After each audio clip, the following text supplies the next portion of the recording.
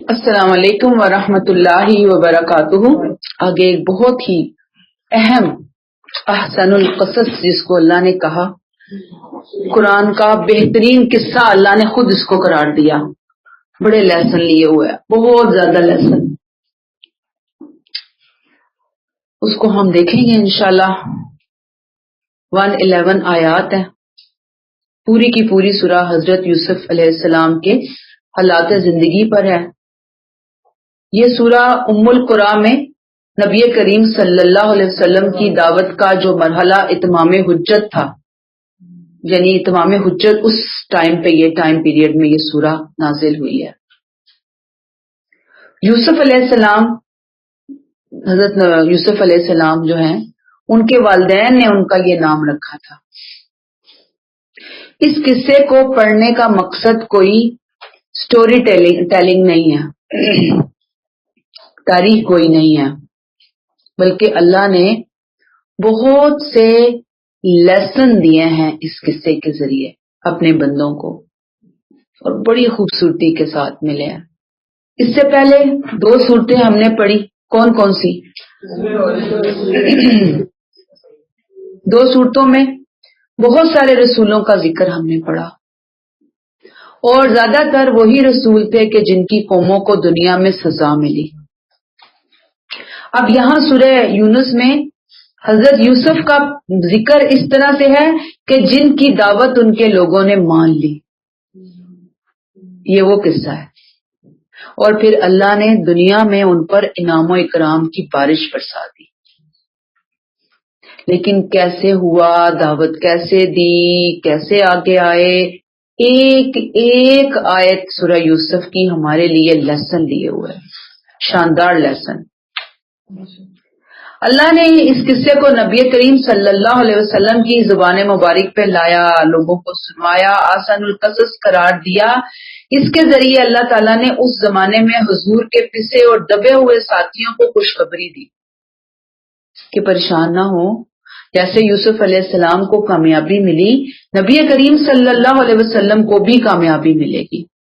جیسے ان کی قوم کو سربلندی ملی، نبی کریم صلی اللہ علیہ وسلم کی جو مخاطب قوم ہے، مخاطب امت ہے، ان کو بھی سربلندی ملے گی۔ حضرت یوسف علیہ السلام کے قصے اور نبی کریم صلی اللہ علیہ وسلم کی زندگی میں بہت سی جگہوں پہ بہت ساری ریزیمبلنس ہے، مماثلت ہے اس کے اندر۔ جیسے حضرت یوسف کے بھائی جو تھے وہ ان کی جان کے در پہ تھے، دشمن ہو چکے تھے، اور حضرت یوسف ان کے شر سے اللہ نے ان کو بچایا۔ ایسے ہی نبی کریم صلی اللہ علیہ وآلہ وسلم کے بھی لوگ جانی دشمن بنے، یاد ہے نا؟ کب، کس موقع پہ؟ جب ہجرت مدینہ ہوئی تو کن حالات میں ہوئی آپ کو معلوم ہے، اور پھر آپ کو وہاں سے نکلنا پڑا۔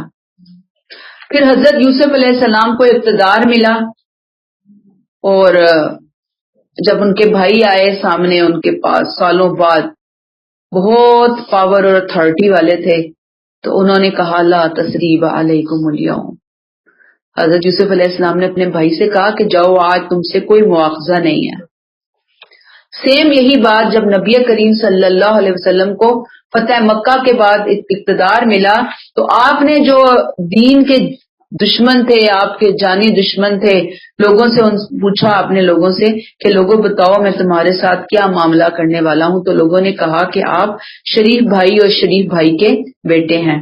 اس پر حضور نے فرمایا میں تم سے وہی بات کہتا ہوں جو میرے بھائی یوسف نے اپنے بھائیوں سے کہی تھی، جاؤ تم سب آزاد ہو، تم پر کوئی الزام نہیں۔ یہ آپ صلی اللہ علیہ وسلم کے لیے بہت بڑی بشارت تھی، مستقبل کا آئینہ دکھا دیا گیا تھا، اور ساتھ ہی یہ نبی کریم کی رسالت کی صداقت کی دلیل، قرآن کی حقانیت کا ثبوت، اس لیے کئی اعتبار سے اس کو احسن القصص کہا گیا۔ سورہ یوسف اور اس کے بعد سورہ رعد، یہ دونوں صورتیں جوڑا ہیں، پیر ہے۔ دونوں کا موضوع انذار اور بشارت ہے، جو رسول کی طرف سے اتمام حجت کے بعد آپ کے ماننے اور نہ ماننے والوں کے لیے دنیا میں ہی نکلتے ہیں۔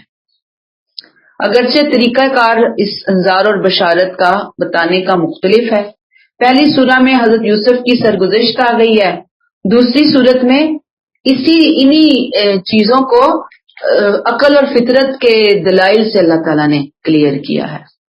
بہرحال دونوں میں خطاب جو ہے نا وہ قریش، مین قریش سے، اور باقی سبق تو سب کے لیے، اس وقت کے لیے لوگوں کے لیے بھی تھا اور قیامت تک آنے والے لوگوں کے لیے بھی ہے۔ یہاں تک کلیئر ہوئی ہے۔